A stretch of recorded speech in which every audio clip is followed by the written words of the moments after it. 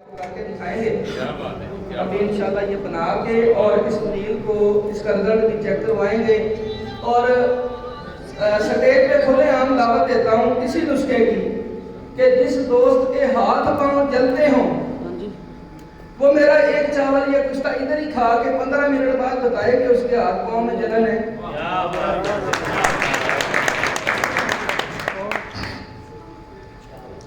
دوسرا ہمارا نسخہ ہے کہ گندک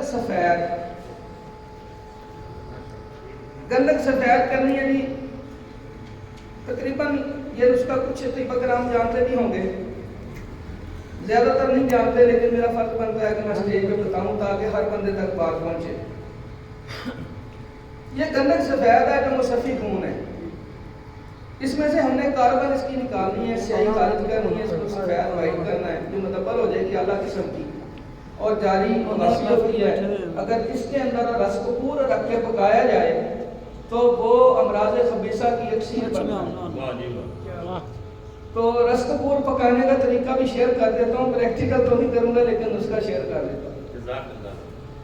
آپ نے آدھا کلو ریٹھے کے چھلکے لینے ہیں، پوست گندک ہندی، اس کا پاؤڈر کر لینا ہے اور آنکھ کے دودھ کے ساتھ گوندھ لینا ہے۔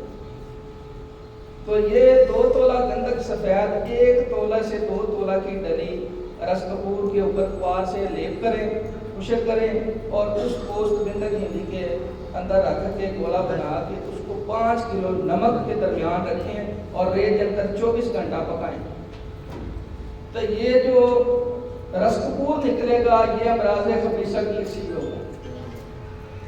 چاول کا چوتھا حصہ فراغ لیں مکھن دودھ کے ساتھ، اور جب بھی سمیات کھلایا کریں ایک چیز کا خاص خیال رکھا کریں کہ سمیات کھلا کے نہ 4 گھنٹے کا وقفہ دیا کرے، کوئی چیز اور نہ کھلایا کرے، کیونکہ جب ہم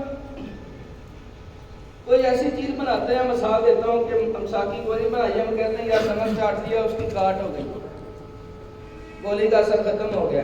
تو اسی طرح سے جتنی میڈیسن دیتے ہیں جب ہم کوئی نمک والی چیز کھٹی چیز کھا لیتے ہیں تو وہ دوائی کا اثر ختم ہو گیا، اس کی کاٹ ہو گئی۔ 4 گھنٹے دیا کریں، نہ ٹھنڈا پانی پینے دیا کریں مریض کو، نہ اس کو نہانے دیا کریں، تاکہ وہ دوائی اپنا فیل کر جائے اندر جا کے۔ 2 چوبی آتے نہیں جی ریت جن تک 2 چوبی 24 گھنٹے میں نے بھی بتایا 24 گھنٹے۔ تو یہ جناب گندک سفید ہے، اس کا نسخہ بیان کر رہا ہوں۔ 1 پاؤ گندک آملہ سر لینی ہے، 1 پاؤ کاسٹک پتری لینی ہے، دونوں کو مکس کر کے سٹیل کی کڑائی میں ڈال لیں اور 3 کلو پانی ڈال لیں، اس کو پکائیں ہلکی آنچ پہ۔ جب 1.5 کلو پانی رہ جائے چولہا بند کر دیں، اس کو 2 گھنٹے کے لیے ایسے ہی پڑا رہنے دیں۔ 2 گھنٹے بعد آپ دیکھیں گے تو کالے رنگ کی سیاہی جو ہے نیچے بیٹھی ہوگی اور پانی سرخ رنگ کا تیل نما ہوگا۔ آپ نے روئی کی بتی لگا کے مقطر لینا ہے، انشاءاللہ مقطر پریکٹیکلی آپ کو کر کے دکھائیں گے مقطر کس طرح لیا جاتا ہے۔ تو مقطر لینا ہے، مقطر لے کے آپ کا گندک جو ہے تیل ہوئی وہ پانی میں سرخ رنگ کا پانی باہر آ جائے گا، جو پیچھے سیاہی بچے گی اس کو پھینک دینا۔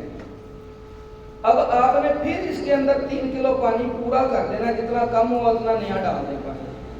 پھر اس کو ایسے ہی پکائیں، جب 1.5 کلو بچے 2 گھنٹہ چھوڑ دیں، پھر سیاہی بیٹھے گی، اسی طرح سے پانی ڈال کے پکائیں، چوتھے 5ویں عمل پہ سیاہی آنی بند ہو جائے گی۔ تو یہ گندک کی پوری کاربن صحیح ہم نے خارج کر دی۔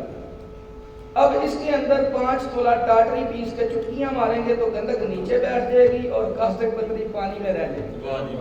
اس کو غسل دے کے نکال لیں تو آپ کی سفید گندک تیار ہوگی۔ تو یہ گندک ہے جی، یہ ڈائریکٹ بھی آپ مصفی خون ہے، یہ آپ امراض خبیثہ میں، امراض خبیثہ تو تقریباً سارے علماء سمجھتے ہیں، مجھے وضاحت کرنے کی ضرورت نہیں، تو اس میں یہ دی جا سکتی ہے امراض خبیثہ میں آدھا چاول سے 1 چاول۔ تو کچھ دوست پوچھتے ہیں کہ سمیات کی خوراک مقدار کتنی ہونی چاہیے؟ یہ میں نے پہلے بھی پچھلی ورکشاپ میں بھی بتایا تھا کہ سمیات جو ہوتے ہیں اس کی خوراک جو ہوتی ہے نا 1 کاکھی ہوتا ہے۔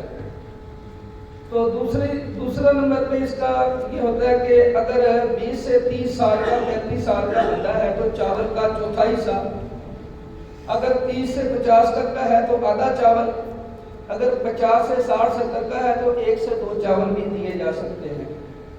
तो ये बात आप सब अतिबकरान को पता होनी चाहिए कि कितनी उम्र के बंदे को कितनी खुराक देनी है। फिर आगे थोड़ा उसका देख लिया करें कि मिजाज क्या है, तो उसकी बंदे की सेहत कितनी है, वो बर्दाश्त कितनी कर सकता है, उस हिसाब से भी बंदा खुद जो है ना वो खुराक वो कर लेता है। तो ये थी जी गंधक सफ़ेद। तीसरा नुस्खा है जी आज हमारा